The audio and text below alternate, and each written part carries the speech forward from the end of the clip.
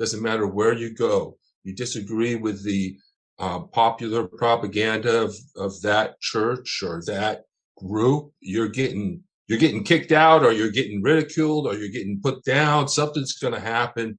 American democracy is under attack. There is precious little time to save it.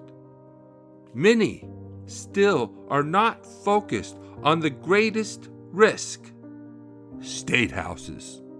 Corrupt politicians in state houses across the country are experimenting with ways to undermine democracy in a cynical quest for power. David Pepper, author of Laboratories of Autocracy, joins us to talk about this ongoing threat and about his book. David Pepper is a lawyer, writer, political activist, former elected official, and adjunct professor. And he served as the chairman of the Ohio Democratic Party between 2015 and 2021. He has engaged in numerous fights and extensive litigation over voter suppression and election laws in the Buckeye State. This free online event will take place on Sunday, March 6th at 5 p.m. Pacific Time. To register, go to tinyurl.com/democracy-autocracy. That's tinyurl.com/democracy-autocracy. And I'll see you there. I just recently had an experience. I've been working with progressives for quite a while, but there's this conflict between, there's a lot of racial justice movement on the left right now, and it's totally trying to absorb everything. It's trying to take over everything. So now recently it's trying to take over democracy, and I've been resisting it for a long time. I think democracy is a very, very important word, very important to fight for.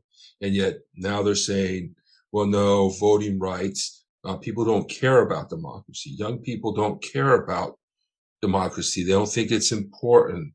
This is the type of thing that propaganda has that impact. If young people don't believe in democracy, it's because they're being taught wrong, because democracy is the central human struggle, in my opinion. In other words, the struggle is not between socialism and capitalism. Those are just economic systems. That political system is primary. It decides what the economic policies are going to be. The struggle of humanity since the ancient world, through all recorded history, has been the struggle between authoritarianism and freedom. Freedom from being ruled by tyrants. This has been the struggle for justice. This is the central struggle. And so when somebody comes on and people are talking about, that's the result of propaganda, and that's anti-democratic propaganda coming on the left. We know we've got anti-democratic authoritarian propaganda. They want to say that America is not a democracy, which is utterly false. Democracy is America's, not necessarily invention, but it's grand experiment.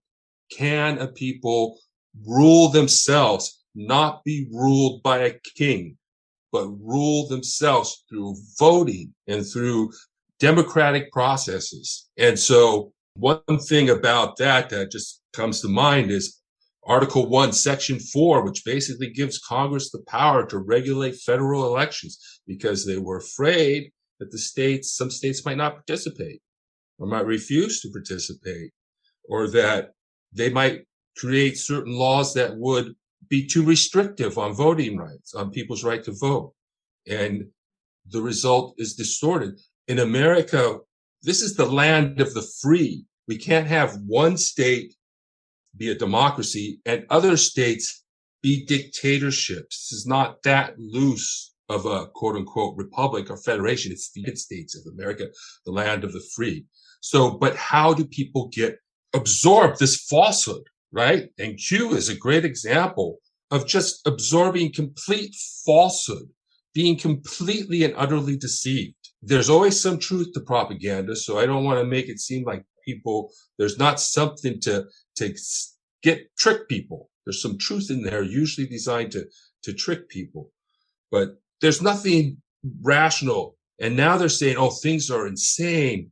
Things are crazy. This is really crazy. And what they mean is all this Q stuff that's going on. But what we can tell them is now, yeah, we can agree with that. We can say, yeah, it's crazy. It's unreal. People are believing false things. But anyway, that's a side note there to the larger thing about propaganda, which people don't understand what it is. They think it's hiding in the dark corners of the internet, that it's cute. But propaganda is really all the information we get to help us understand the world. Advertising, messaging, news, media, religious teachings, academia. And now there's good propaganda and bad propaganda. Some propaganda, like an anti-smoking campaign, is both true and good, but a lot of propaganda is half-truths. So it's the half-truth that gets us to jump to the conclusion, to the false conclusions. So we've got that both on the left, we've got things like democracy. We don't have a real democracy in the United States. I just heard yesterday on an Indivisible call, somebody asked a question. Well, if democracy is dead, the question is, if democracy is dead, then we have no hope. There's no way we can pass any legislation. But the idea that has gotten into people's head is that democracy doesn't work. It's a failed system. This is propaganda. Not that it doesn't have any truth. There is some truth, but the truth is that we have a flawed democracy. We have a democracy, but it's flawed. And we need reform, and we need to pass the Freedom to Vote Act, because that protects both against voter intimidation, it protects voting rights, but it also protects voter integrity and also prevents foreign interference. So it's a bill that addresses both of these concerns. And I would say that everybody should come out and support it, because our democracy is flawed and it needs support.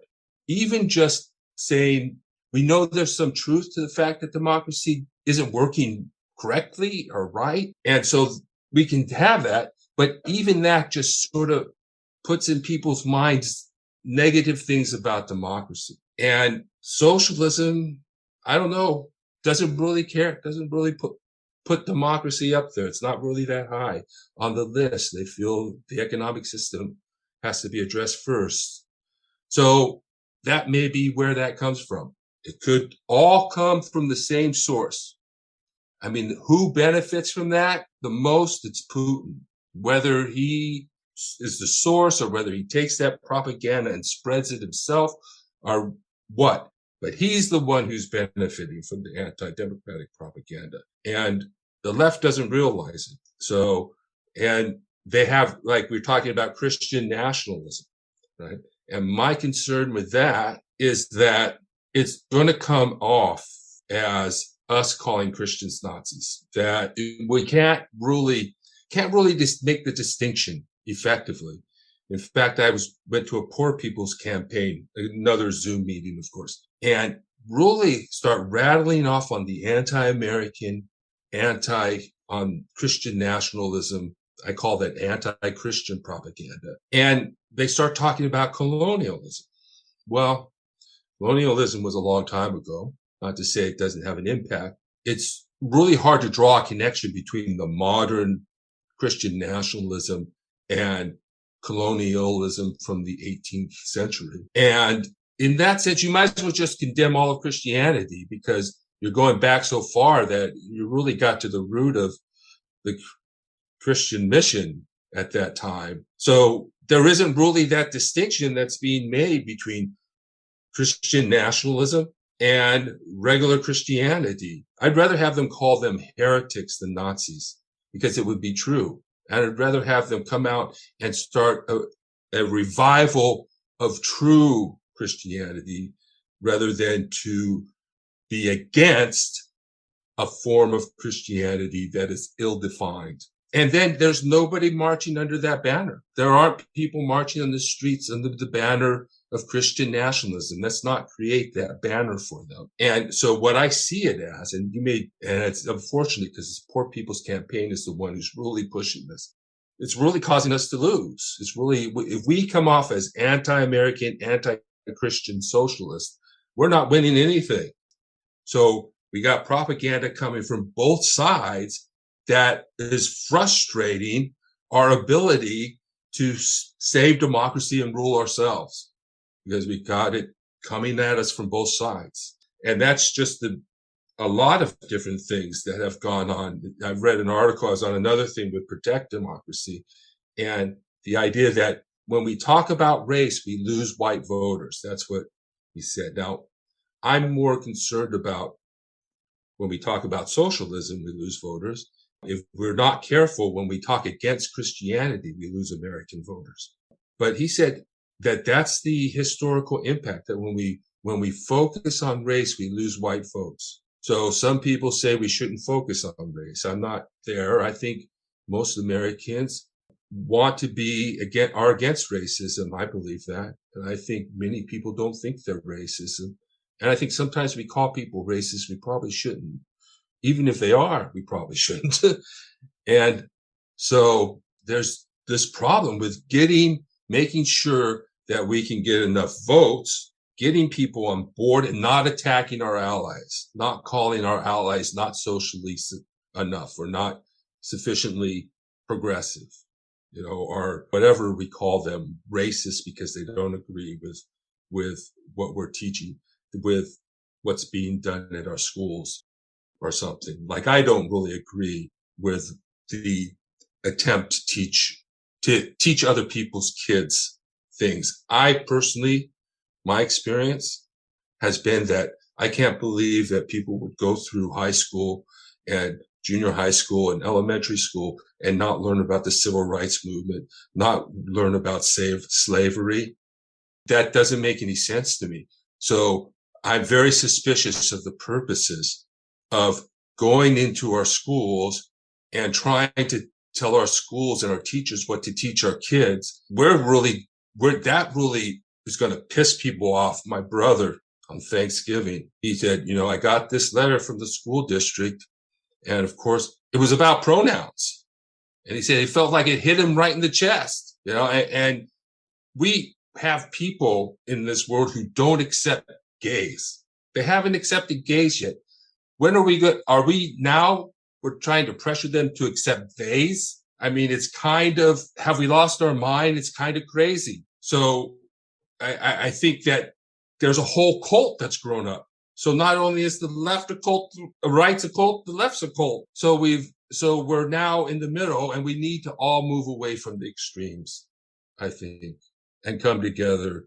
And I believe over democracy and voting rights, I guess. But under democracy and voting rights, if the only way we can reach out to the young people who have been deceived is by saying voting rights, then we do that.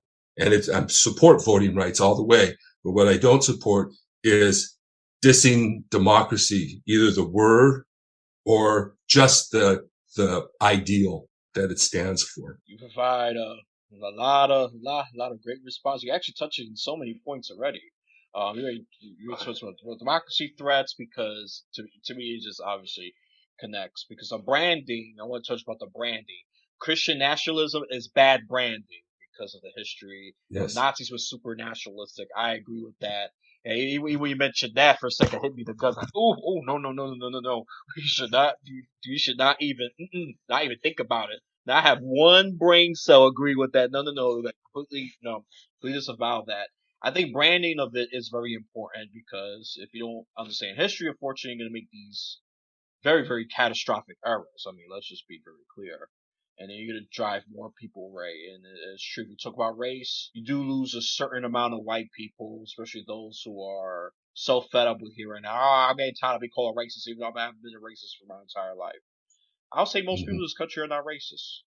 Sadly, there are minority, very small populations that are very racist, but that's not the majority, and it's true. Disagreement does not equal evil. This means you have two different point of views, and that should be ironed out the details, if you will, with a dialogue to see where you're coming from, at least. Right. Instead of saying, Right. oh, what will be a good one that's not that controversial? Okay, I'm gonna throw this one out of left field. Terrorism. What's the definition of terrorism? Terrorism is only for those of the other country. No one could bring out. No, we got domestic terrorism as in this country. We have that. We have people brainwashed to this the Taliban Al Qaeda ideology, and then it became like terrorists. Say one Puerto Rican in Alaska years ago, he committed terrorism in an Alaskan airport. I don't remember all the details, but he got radicalized by that on propaganda. Even though this is not Christian, this is more radical terrorism. But that'll be a example of a good debate. So all the terrorists are overseas. They only come from Middle East. That's not true. They could be grown here too if you radicalize people through the internet. But I'm happy that we haven't seen much of that compared to years ago. Right. So no, go ahead. So we do have to recognize history, and that's one of the reasons why, while race may lose some votes, race is an important issue.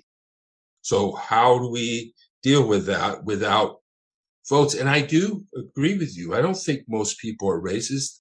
And this whole anti-racist thing has been about calling people racist who haven't really been that racist. And I'm afraid it's really been about selling books and selling programs to school districts. I mean, and that's the best I can say for it, because some people say that the first thing socialists do is try and get into the education system. So that's a threat people can visualize from that. I don't know why we're there, because basically the people who stormed the Capitol, they're not school children. The police officers who are beating up people in the streets, they're not school children. I'm not sure why we're there, why we're expending that political capital, why we're causing that political controversy. I don't think we're reaching the hearts and minds of the American people by doing that, especially by having school districts send letters to parents about pronouns. To me, that's a pronoun palooza. I'm not sure I'm into it. It's a quasi-religious ritual that people engage in when they start saying my pronouns are. And I don't think that the people I guess this is supposed to be to recognize transgender people and people with multi-personality disorder. I'm not really sure about the multi-personality disorder, but it seems like they're strong people. They're not weak people. I've hung out with transgender people. I've even dated transgender women. They're strong people. They don't need us to be coming up with pronouns. We don't need, it's an okay thing, I guess, but it's part of a sort of religious ritual that is used to make sure everybody's on the same page. Everybody's in agreement. Nobody's outside of what they want us to be, or whatever that group thinks we should all do. If we should all recognize the native lands that we rub, then everybody should recognize the native lands. But there's also the selective use of history. So in other words, right, colonialism was a terrible thing. I'm sorry, I didn't mean to cut you off. Just I want to add Go ahead. regarding the whole pronoun thing. Personally, I find it ridiculous. They're gonna call me a transphobe. Oh well. I personally find it ridiculous. All my social media accounts, I don't use it. I don't use it at all. But if people want to use it, to each his own. I'm very laissez-faire in that you do you.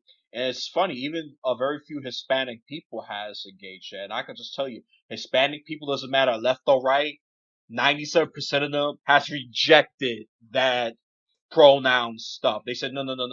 If I have a penis, you're gonna call me a man. That the other one says, a woman have a vagina is a woman. I said, no. Spanish culture is generally conservative for the most part. Not to say they don't have left leaning Spanish cultures, that does exist too.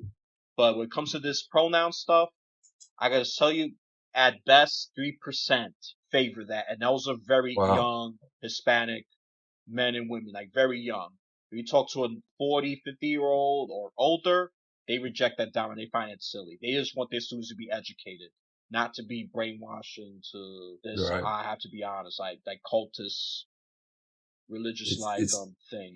It's like rituals, like they're engaged in. it's crazy. And continue about the history of colonialism. Yeah, so history is important for, like you said, for us to understand.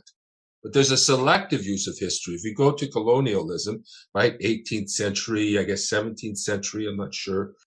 And then you want to condemn, sort of, there's the view that America is somehow the evil empire of the world, that somehow the left has got caught up in this idea that somehow America has been just this terrible.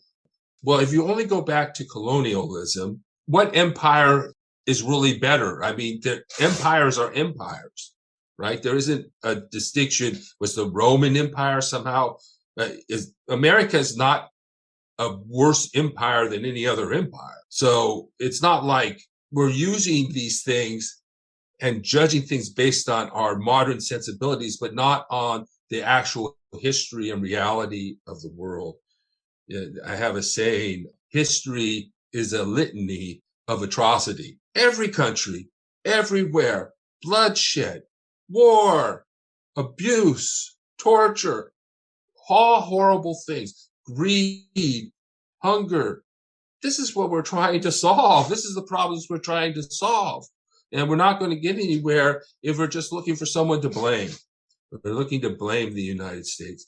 It's sort of an ahistorical view, in a sense, or a selectively historical view. The idea that all of this is now growing out of racism is a selectively historical view.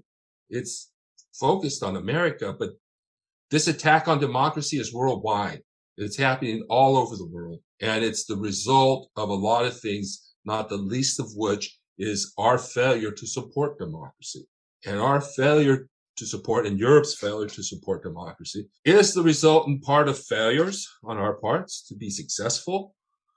But it's also, we have this propaganda, again, which is telling people, oh, we cannot do nation building. And even Bernie Sanders came out with this, oh, we can't do nation building. We shouldn't do nation building. The problem that people forget is we don't invade countries to do nation building. We invade countries for other reasons. And nation building sort of comes with the territory after that.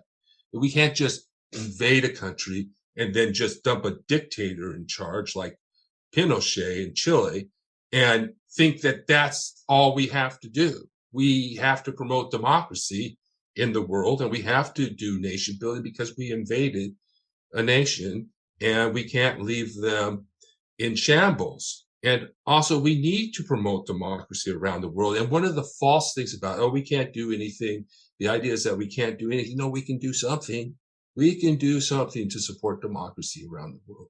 So this is a global problem, not just a national problem. And race is, in my mind, is a tool being used to divide us. In other words, the people who want to attack our democracy are doing it by using race to stir up their side and to divide us. And our response might not be effective if it's just about that, about race, because that's not really the cause. The race is just the tool. The cause is all the propaganda that's been spread. And if we really think about it, when we had Obama in office, we didn't have any of this. So what caused all of this to come up? Well, it coincides with a lot of things. One, Trump. Another is the Middle East spring that led to the refugee crisis and the spread of mass propaganda, anti-immigrant, false propaganda throughout Europe and the United States. And that's why we're in the position we are. We're not here because America is a racist country. We're here because America is a propagandized country and a divided country. And it's that division that is driving the threat against democracy. And we have to come together and agree that we need to do something about the division. We need to heal those divisions. And that's why I say it's time for both sides to step away from the extremes, come together, in my opinion, around democracy And because I think that's a central value that we all share, even if some on the extremes don't, and try and reach the middle of the country so that, because we're going to need the middle of the country if we lose our democracy. We're going to need those institutions that hold up the regime, religion, government, military, so forth. We're going to need to get them on our side, businesses. And we have so much anti-business, anti-corporate propaganda on the left. We already have a lot of work to do to reach the middle. So we need to step away from the extremes, come back together, and actually listen to what we have to say rather than kicking people out who simply have a different point of view than us. You know, I mean, that's so easy for both extremes on the left and right to do. Just kick somebody out like they kicked out me from the Declaration for American Democracy Coalition because I had been resisting already for a long time their takeover and the sort of aligning it with the racial narrative. And I've been really focused on being a pro-democracy activist and building a pro-democracy movement in the country. But they kicked me out. And of course, when I tried to join the Patriots, because I am a patriot, I am patriotic. I do this because I love my country, because I love America. And so, but they really recognize that I'm not one of them pretty quickly, more quickly than they do on the left. But the left, I actually am very liberal and fairly progressive, although I'm not a socialist. And I really feel like there's been an attack on liberalism. The neoliberal is an attack from both sides. So here again, right hates liberals. We know that. The right, the liberals are the worst enemy. But the left also has this neoliberal. It's an attack on liberalism. I mean, yeah, maybe you can have an intellectual discussion about what neoliberalism is. But when it's used as a political label, it's used against fellow Democrats, fellow liberals. It's not used against. It has no relevance to the middle of the country or conservatives. It's all an attack on fellow Democrats. And when you attack liberalism, because it's not socialism, that's, I think, why the attack. And there's some inconsistency ideologically between liberalism and socialism. When you attack liberalism, you also attack liberal democracy. So we've had this attack on liberal democracy for a long time already. And so right now I'm in the middle of this fight over all of this. And I don't know how it's going to turn out. I mean, the echo chambers have been really strengthened. I mean, I think it's fair to say. Mm-hmm. I mean, especially these extreme bases. The other thing I want to add about America, I love America despite its flawed history, its nuanced history. It is not angelic, nor it is demonic. It has done some great things. It also have done some terrible things. That's my position for America. Mm-hmm. Despite that, I still love it. I had a debate with my left-leaning friend. I'm surprised he actually took it quite well. Because I said, look, I love America. It's flawed. It has some racial issues. So I agree with you in that. But it is not downright evil, nor it is downright perfect. So I still love it. It's better country to a great degree, compared to others. I said, go to China. Oh yeah, go to China. Oh yeah, you better agree with the right opinion. You better agree Xi Jinping is a god. You better not say he's Winnie the Pooh. Oh, you heard people. There is the right opinion. You better agree with that. And they already got a social credit system, which I've been seeing a bunch of memes about. If you pick, Taiwan's not a country. Okay, good. You got social credit score up. Oh, but you say Xi Jinping's Winnie the Pooh. Execution. But let me get back to America. But this is the point. Just to prove the fact that we have to appreciate what we live.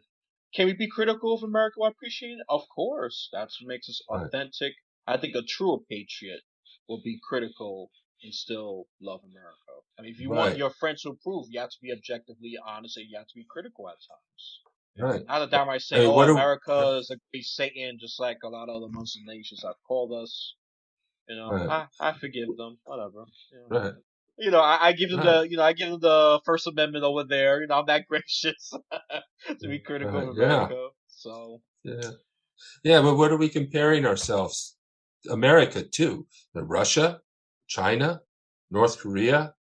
How about the government, the kings of of the Middle East, Saudi Arabia. What are we comparing the America to? And then if we look at the map, we see how democracy has spread throughout the Americas, North and South America. This is not the result of an evil nation that's constantly overthrowing other nations and establishing dictatorships. This is sort of a mixed nation that sometimes has bad policies, sometimes has good policies, but it's not all evil